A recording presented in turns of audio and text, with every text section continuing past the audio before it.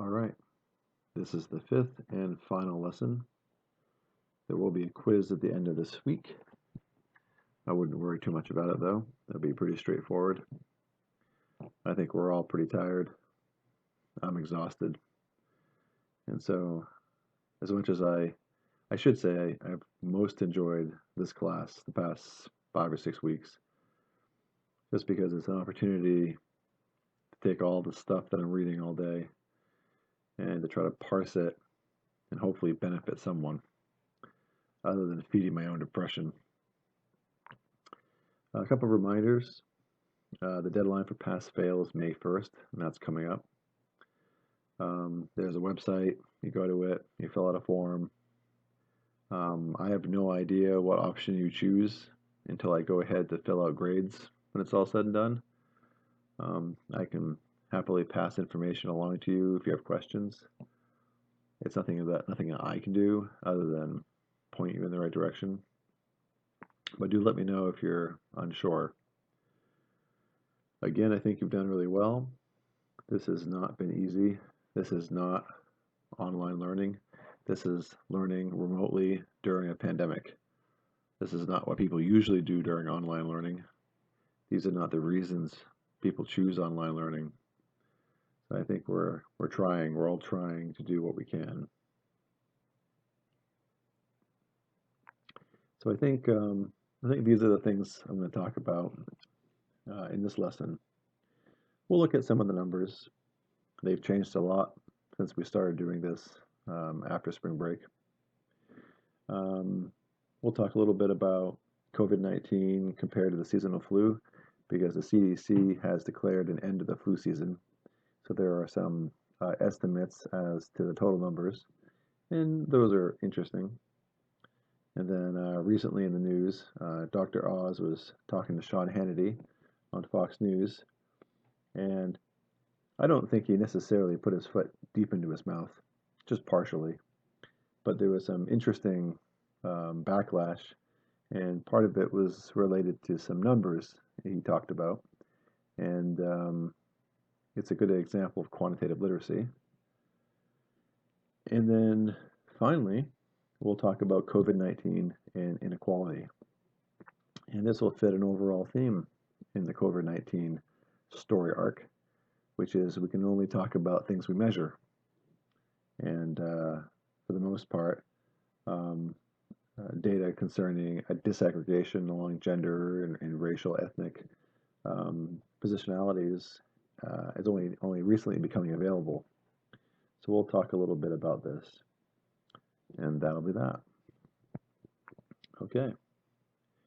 So a couple bits of numbers, a few things that we've looked at before, and a few things that are new. Let's go to this website, which I just learned about, RT Live. It's put together by Instagram, actually. And this R sub T, this is like R naught, except, right, remember that R naught is the basic reproduction number in an entirely susceptible population with other assumptions. But that changes based upon the behavior of the people and as people begin to develop immunity. And so this is a really cool graphic. We have all the states with their R sub T, meaning sort of what's the reproduction number now. And so the green is for reproduction numbers below 1. And remember that if it's below 1, that's good. You're preventing an epidemic. And if it's at or above 1, then you have an outbreak, an epidemic. And so we're not there anymore. Where's Maine? There we are. Oh, we moved a little bit, 1.4, 04. We were green just a little bit ago.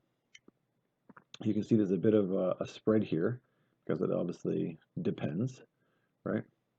And they have some previous dates, which are pretty cool.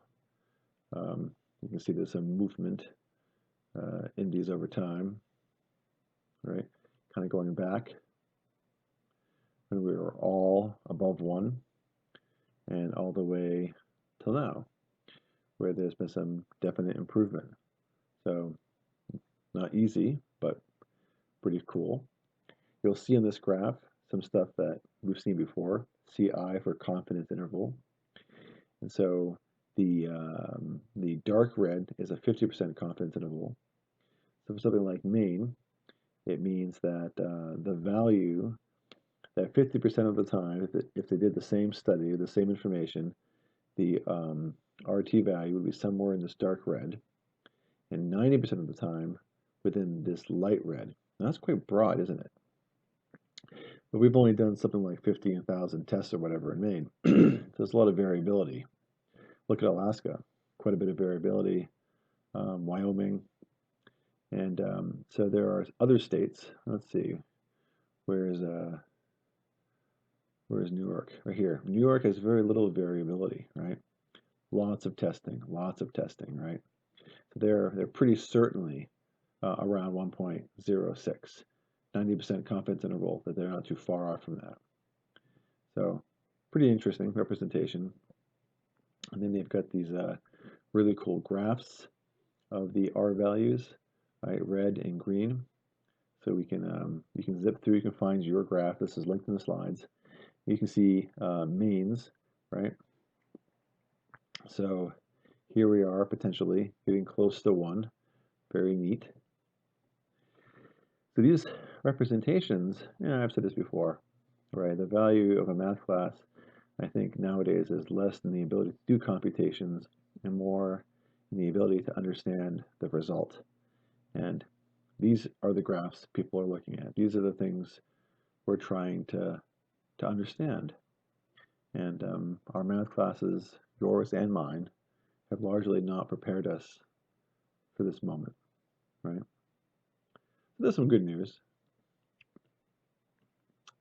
Next, Maine CDC has started adding a little bit more information to their site, which I thought was pretty cool.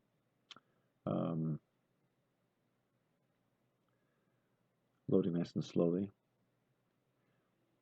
So here's something that's really informative, and I think it's something that a lot of people didn't appreciate early on, and back in March and late February. And I count myself amongst those people that didn't appreciate the severity of the situation. If you only focus on the case fatality rate, it doesn't sound like a terribly deadly disease. But a crucial aspect, and we've discussed this before, is that our medical system operates close to capacity all the time. So, take a look at this. Available critical care beds in Maine, in the whole state. There's 162 available. There's a total of 329 critical care beds in the state of Maine, the entire state. So if during an average month, if you have people with heart problems and strokes and some other issues, and then you suddenly have a couple hundred critical case COVID, you can completely overwhelm the entire medical infrastructure of Maine. 296 ventilators available, 315 total, and then some backups here. But this means there's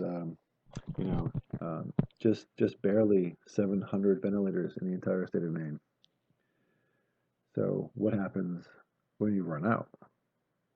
What happens when you run out of beds?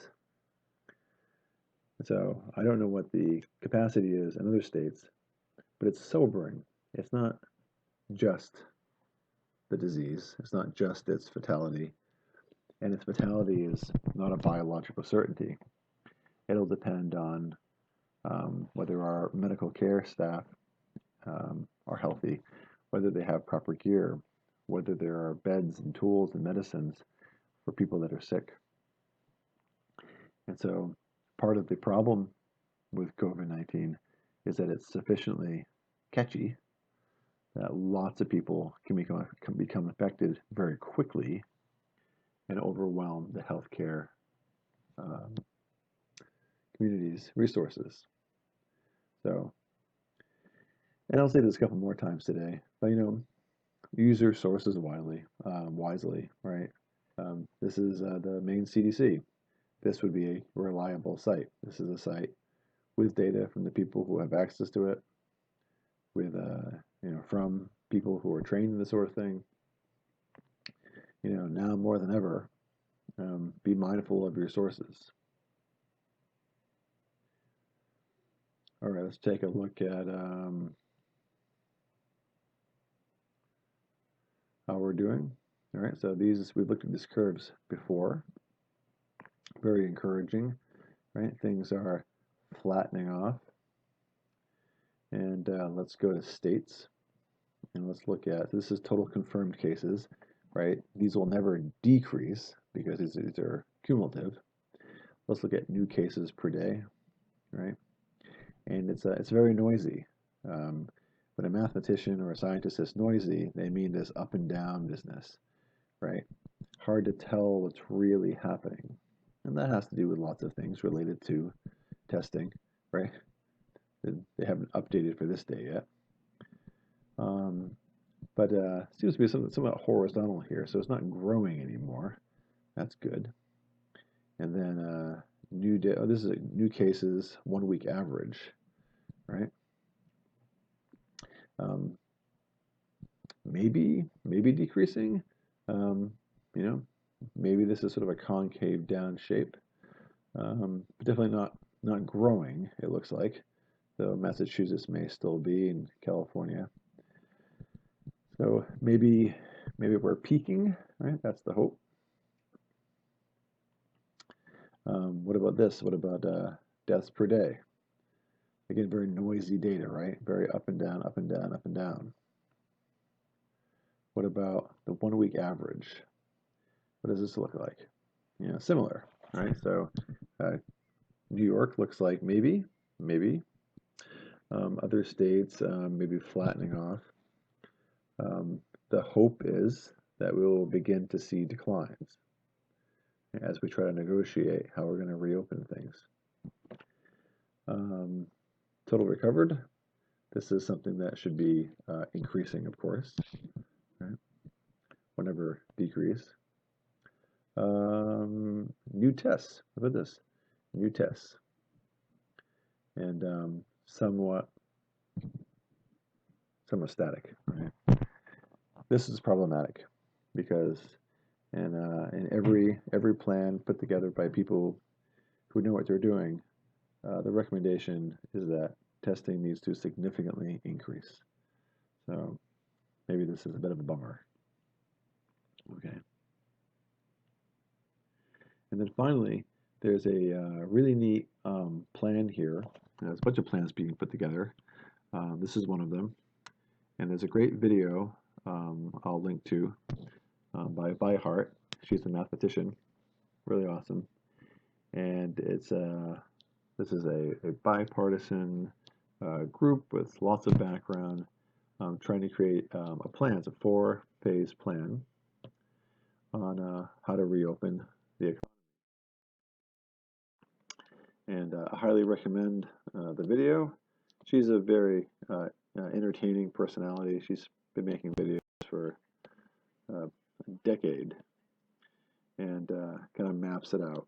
And it's doable. It's the kind of thing that could potentially see us with an economy, something like what we saw before, by the fall, minimizing those impacted by reopening the economy,